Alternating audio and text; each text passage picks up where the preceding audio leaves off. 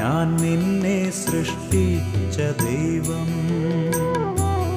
ഞാൻ നിന്നെ രക്ഷിച്ച ദൈവം,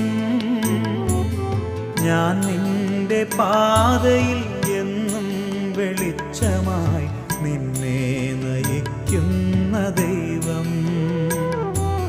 ഭയപ്പെടേണ്ട മകനേ മകളേ, ഞാൻ നിന്റെ ദൈവമല്ലേ.